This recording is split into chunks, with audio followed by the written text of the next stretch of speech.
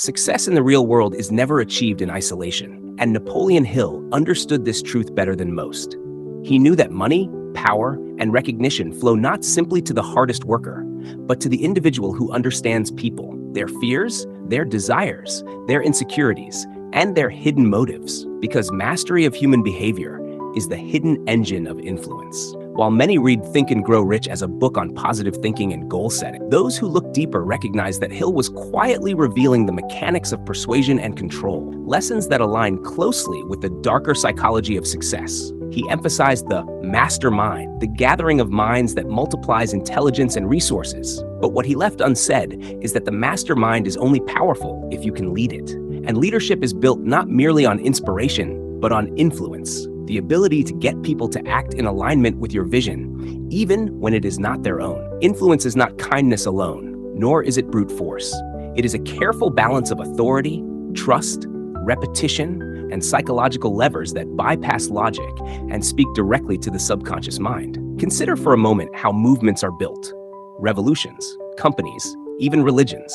They are not built on facts alone, but on stories that capture emotion, repetition that builds belief, and leaders who project absolute certainty even in the face of doubt. Hill studied the giants of industry and politics, and he noticed this common thread. They were masters at creating belief in others, and belief is more powerful than logic, because once a belief is rooted in the subconscious, it governs perception and behavior almost automatically. This is why suggestion and repetition are tools of both inspiration and manipulation. Leaders repeat visions until followers adopt them as their own. Advertisers repeat slogans until the consumer feels compelled to buy. Politicians repeat promises until people equate them with truth. The dark psychology of success teaches us that repetition is the language of the subconscious, and whoever speaks it with consistency gains disproportionate influence. Hill also emphasized the importance of controlling one's own mind, but hidden within this teaching is a darker reality. If you do not deliberately program your mind, someone else will. Every conversation you have,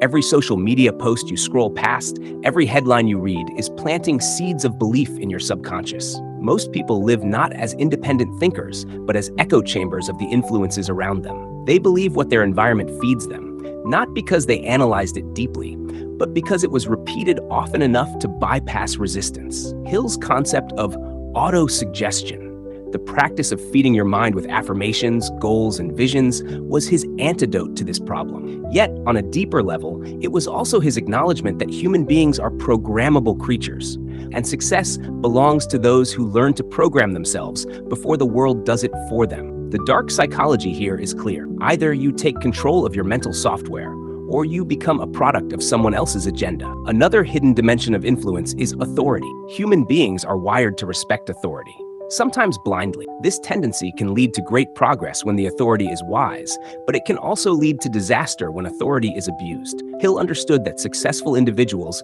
project authority long before they officially possess it. The way you carry yourself, the tone of your voice, the certainty in your words, all of these are signals that trigger respect in others.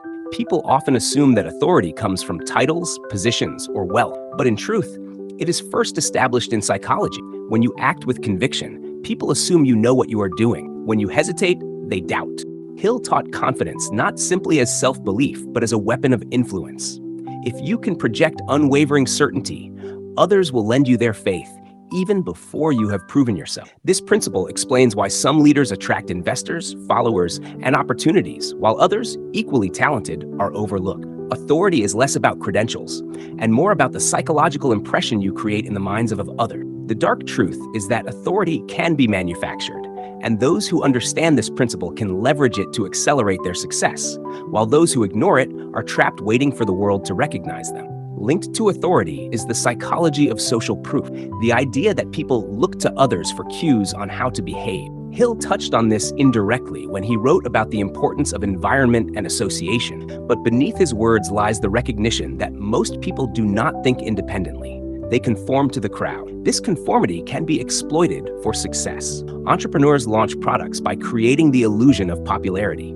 Speakers gain influence by showing that respected figures endorse their ideas. Even in personal relationships, the approval of others often shapes perception more than objective merit. The danger, of course, is that social proof can lead to manipulation. Cult leaders, Corrupt politicians and unethical businesses exploit this principle to gain followers and customers. But Hill's hidden lesson is not to avoid influence. It is to recognize it, master it, and use it responsibly. If you do not, others will use it on you, and you will find yourself swept along by the tide of public opinion without ever realizing how you were persuaded. Fear, once again, plays a central role in influence. Hill identified fear as the greatest obstacle to success, but he also hinted at its role in leadership. Those who wish to control others often do so by amplifying fear.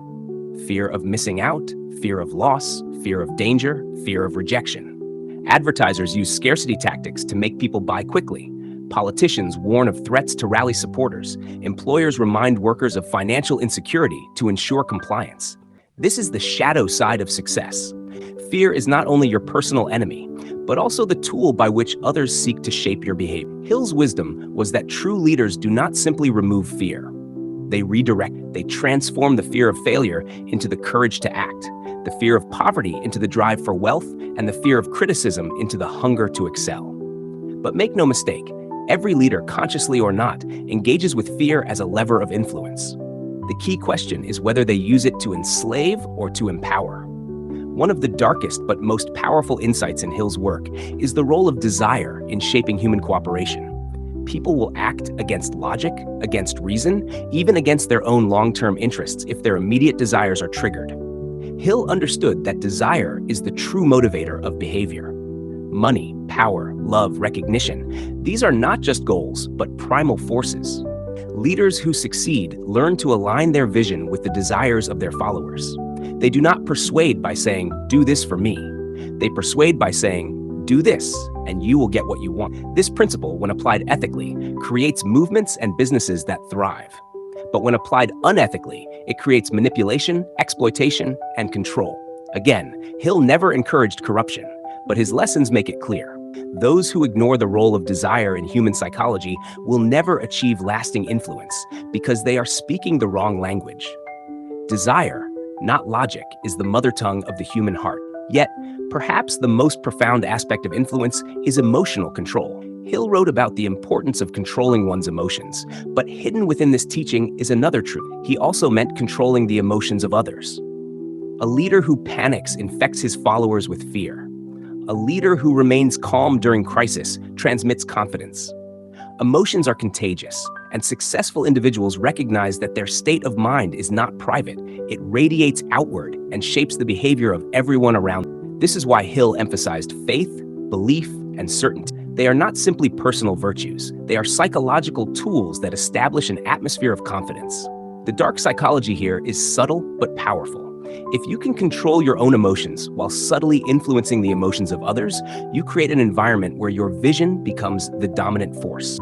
Napoleon Hill's lessons on influence, when viewed through this lens, are not merely about networking or leadership skills. They are about power, the power to shape reality by shaping minds. This power is dangerous if abused, yet essential if ignored.